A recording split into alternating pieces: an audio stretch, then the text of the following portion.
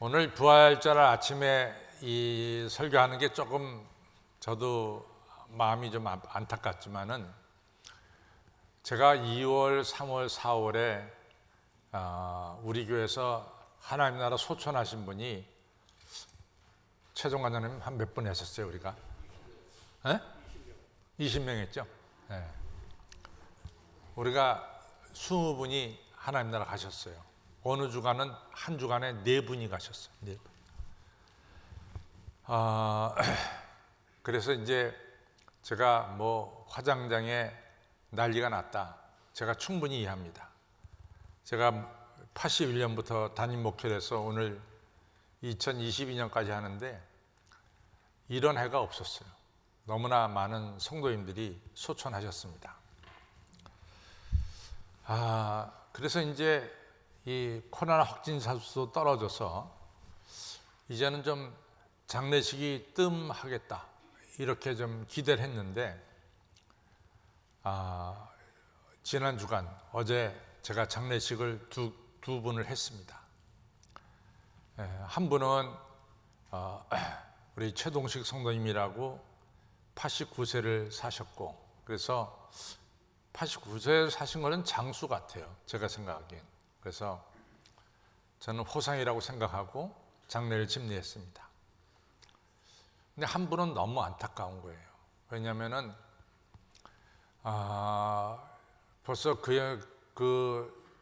제가 이제 18년 됐으니까 제가 왔을 때 너무나 그때 막 결혼해가지고 젊은 부부였거든요. 그리고 저를 보면은 반갑게 우리 이사람하고 인사할 때 반갑게 인사하고 항상 밝게 웃는 우리 황우찬 집사님입니다. 그런데 그 어머니는 여러분 아시다시피 홍교회 권사님이시고 또 아버지는 황병희 기업을 가지고 계신 회장님이시죠. 그래서 그 아버님은 이제 가끔 나오시고 정말 홍경희 권사님 말씀 맞다나 ETC 교인입니다. 이스터, 땡스기빙, 크리스마스 때는 오시는 분인데 아버지가 올 때만 너무 좋아가지고 그 아들 며느리가 오늘 아버지가 교회 나왔다고 좋아하는 모습이 눈에 선한데 그 아들이 그 집에 아들 한 명입니다.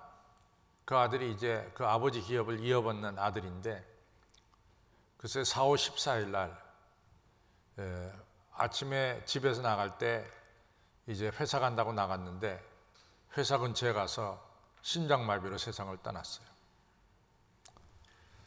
너무나 우리 황 집사님이 제 눈에 선해가지고 키는 저보다 조금 작고 그리고 아주 몸이 좋습니다. 인상도 좋고 그래서 뭐 보면 반가운 사람인데 그 세상을 떠나서 어찌나 이 가슴이 아픈지요.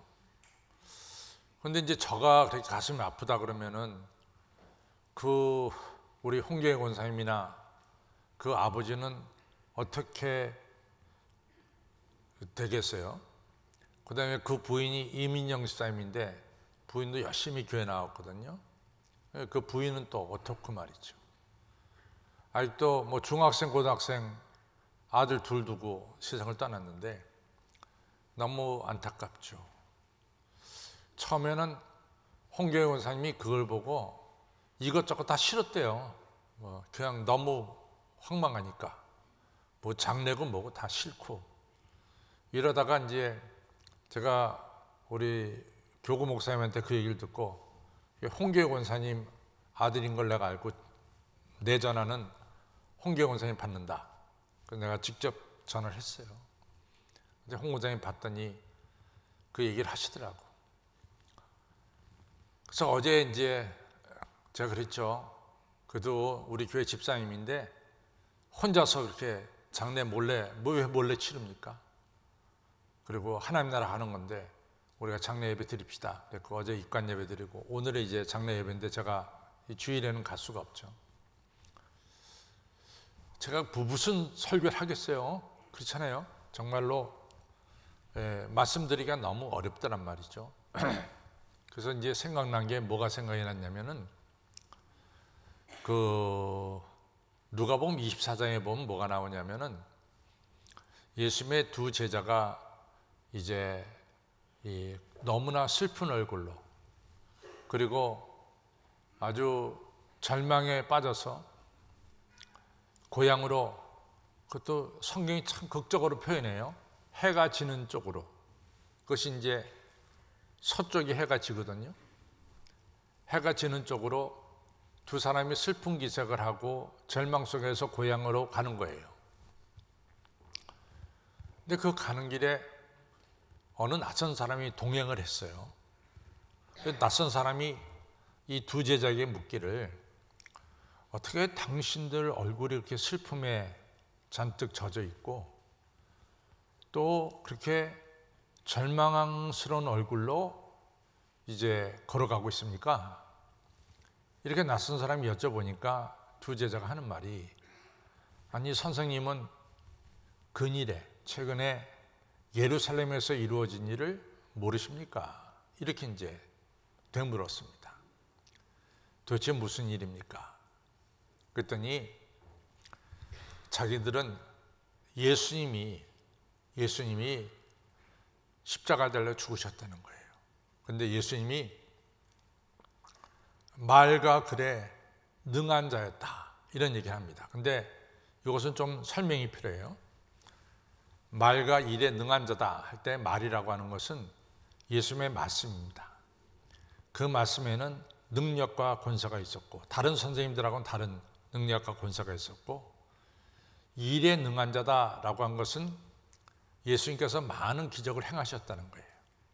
앉은 병 일으키고 묻는 병자 고치고 죽은 자 살리고 오병이어 5,000명 먹이시고 너무나 이같이 능력의 일을 행하셨다는 거죠. 그래서 자기들은 이 예수님이 지금 이스라엘이 그 당시에 로마의 식민지국가 있잖아요. 로마로부터 해방시켜 주실 그럴 분으로 자기들은 알았다는 거죠. 그런데 이같이 말과 일에 능하신 예수님이 십자가에 달려 죽으셨다는 거예요. 그러니 자기들이 너무나 실망하고 절망해서 이처럼 고향으로 내려가고 있다, 이런 얘기를 하는 거죠. 그때 낯선 사람이 그 두 사람한테 성경을 가르쳐 주면서 그리스도가 이런 고난을 받고 영광에 들어갈 것이 아니냐, 고난을 통해서 영광에 들어간다라는 말씀을 전했어요. 그래서 성경을 가르쳐 주는데 날이 저물어서 저녁 시간이 됐습니다. 예수님은, 낯선 사람 예수님이에요. 예수님은 그냥 가려고 그러는데 두 제자가 이 옆에 계신 낯선 사람을 끌어서 식당에 같이 모시고 갔어요. 식당에서 떡을 떼면서 이제 음식을 나누려고 할 때 그때서 두 제자의 눈이 번쩍 뜨입니다. 그리고 앞에 계신 분이 바로 부활하신 예수님이심을 발견하게 되는 거죠.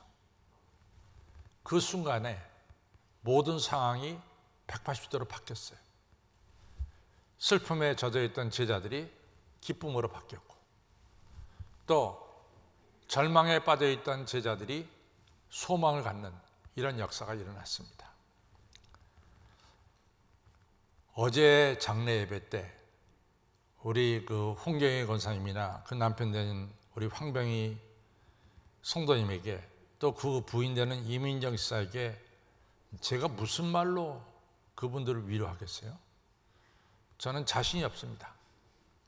그러나 한 가지 분명한 것은 저분들이 부활하신 예수님을 만난다면은 그래도 슬픔을 넘어서 이같이 소망을 가질 수 있다, 이렇게 저는 믿었습니다. 부활은 모든 상황을 180도로 바꾸는 게 부활입니다. 우리가 베드로 하면 예수님의 수제자죠. 베드로는 정말 예수님에게 있어서 특별한 제자입니다.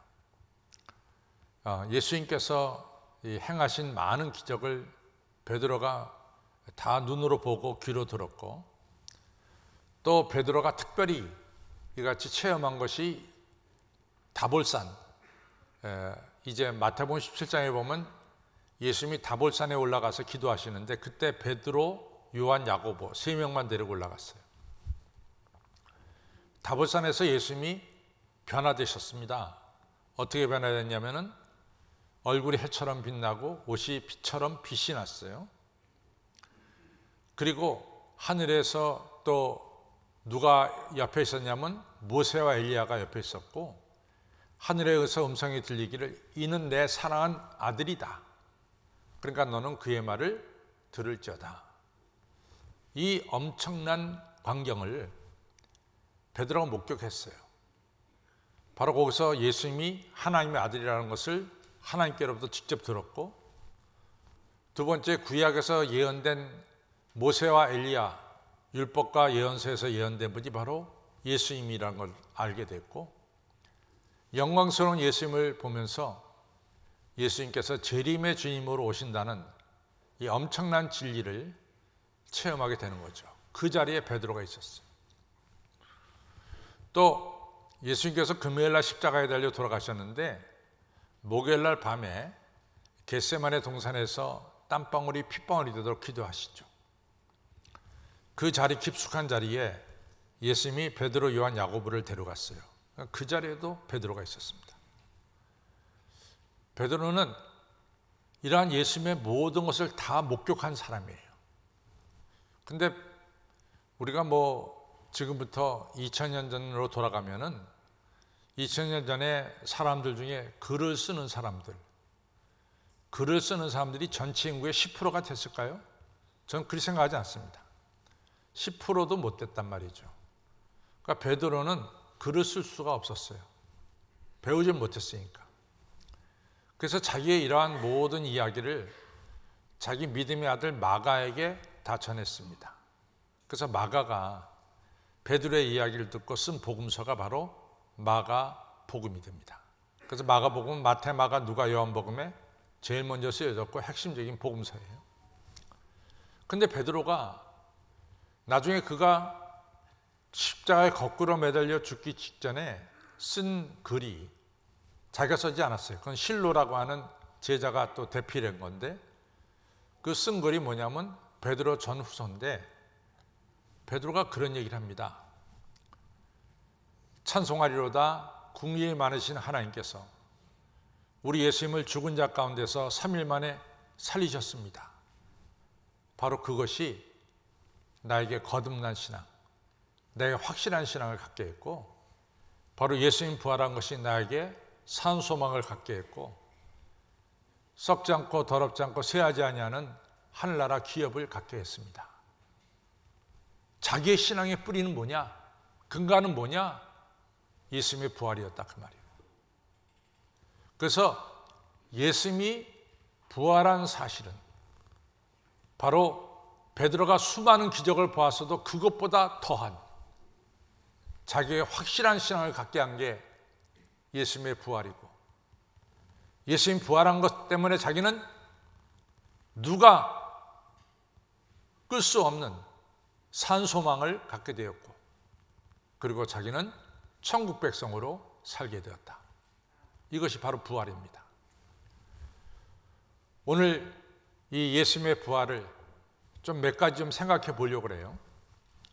첫째, 오늘 성경에 보니까 예수님께서 죽으신 다음에 아리마대 요셉이 제공한 그 묘지에, 이스라엘 사람들 묘지는 동굴입니다. 그 동굴에다 예수님을 모셨어요. 그리고 동굴 문을 갖다가 어마어마하게 큰 돌로 막았습니다. 그리고 돌과 동굴 사이에 틈이 벌어지지 않도록 거기다가 시멘트로 붙여버렸어요. 그걸로 끝난 것이 아니라 그 사이에 도장을 찍었어요. 누구도 예수님의 시신이 있는 이 문은 열지 못한다. 그 얘기 뭐냐? 예수님이 살아계실 때 내가 죽은 지 3일 만에 부활한다라고 얘기하셨거든요. 그러니까 예수님의 부활을 인간들이 막으려고 예수님이 누워있는 그 동굴에다가 큰 돌로 시멘트로 도장 찍고 그 앞에 군사를 세워서 예수님의 시신을 지킨 거예요.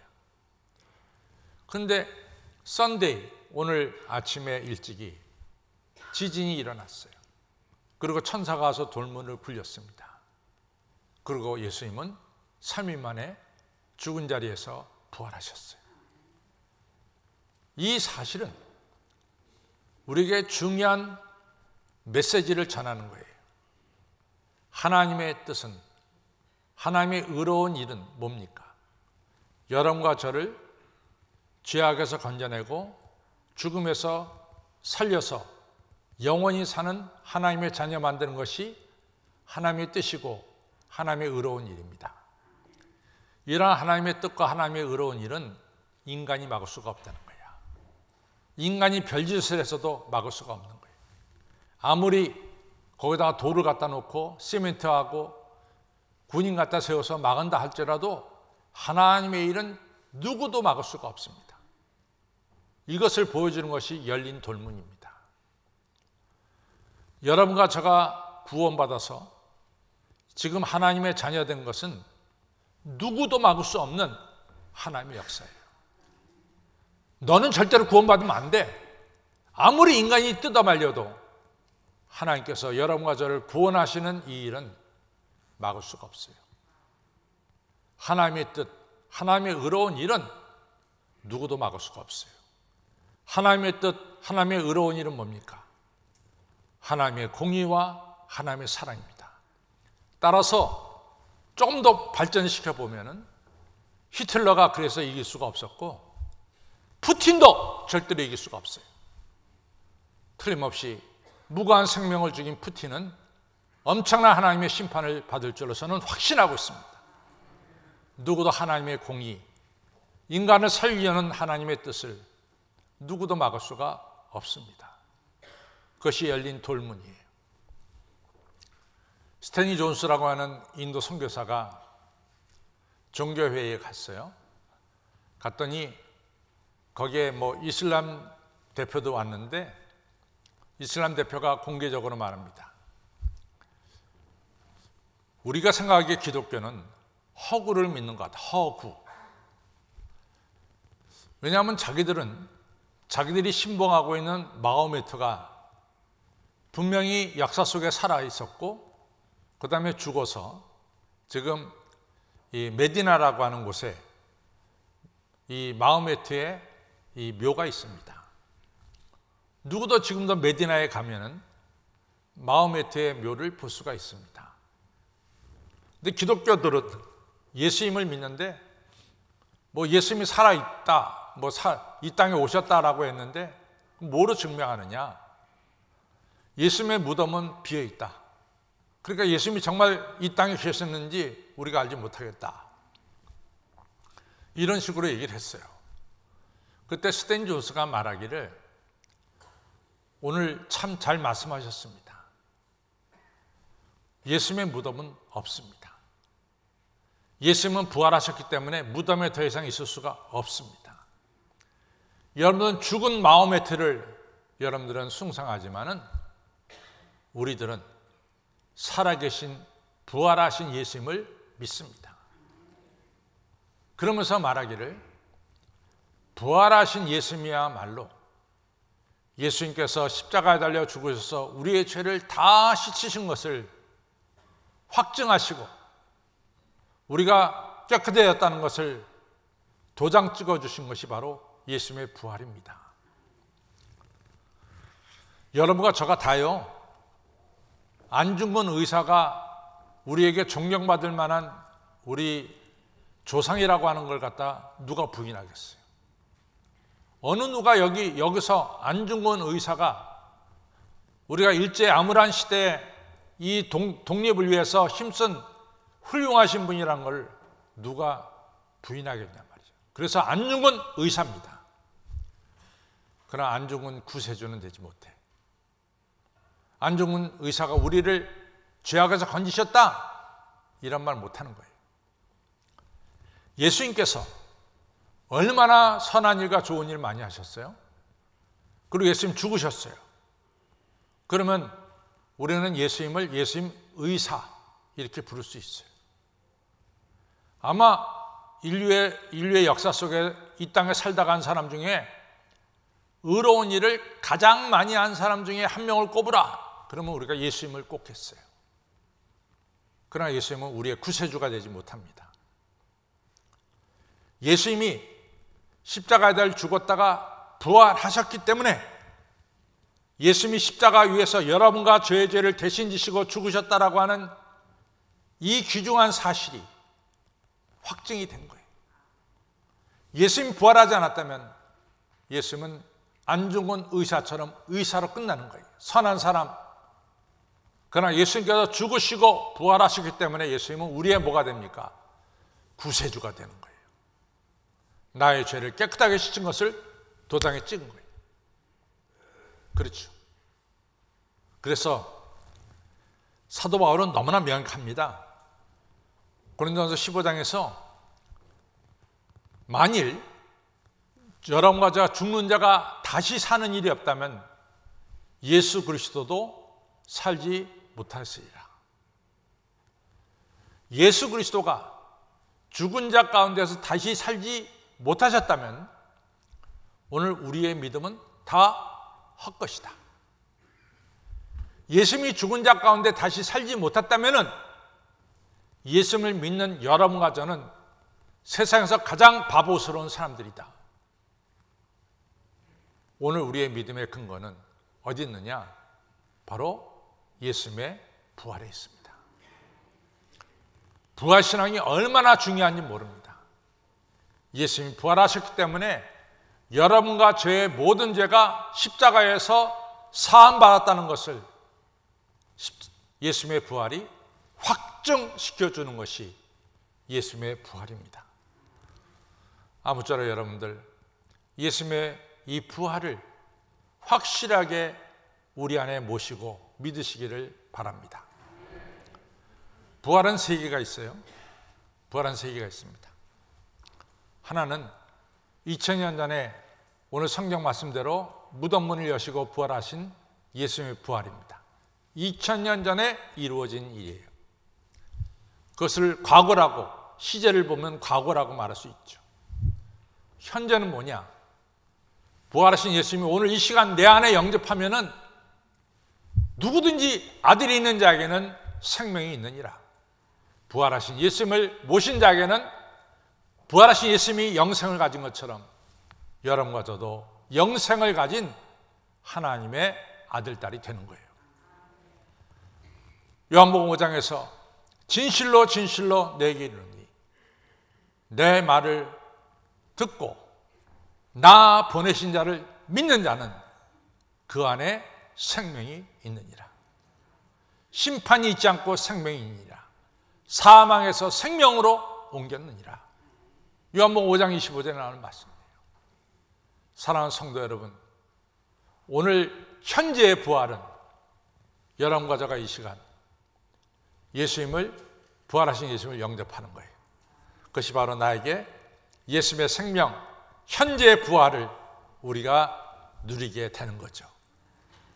여러분, 오늘 썬데이가 너무 중요해요. 왜 썬데이가 있습니까? 부활하신 예수님을 찬양하고 예배하기 위해서 오늘이 있는 거예요. 부활하신 예수님이 있기 전에는 어제 토요일이 안식일이었어요. 그러나 부활하신 예수님이 부활한 다음부터는 바로 오늘 썬데이가 바로 오늘 안식일이 되고 여러분과 제가 부활의 주님을 모시고 영생을 누리는 이러한 축복을 누리게 되는 거죠. 미래의 부활은 뭐냐? 미래의 부활은 재림하시는 예수님, 영광의 주님으로 이 땅에 오실 때 우리가 그 자리에 동참하는 거예요. 참여하는 거예요. 여러분들은 어떨는지 몰라요. 초대교회 성도님들에게 최대의 소망이 뭡니까?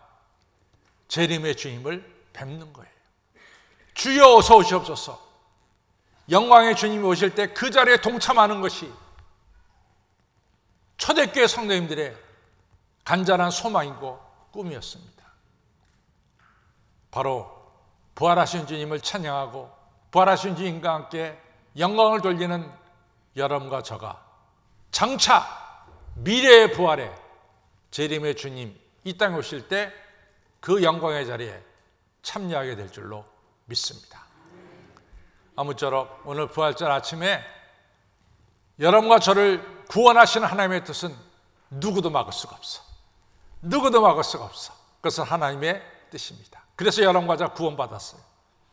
오늘 이 나를 구원하신 예수님을 내 중심에 모셔서 날마다 주님 주시는 영생, 새로운 능력을 체험하셔서 담대하게 사시길 바랍니다. 그러다가 재림의 주님 오실 때 그 영광의 자리에 다 참여하는 알곡 신자가 되기를 주님의 이름으로 축원합니다.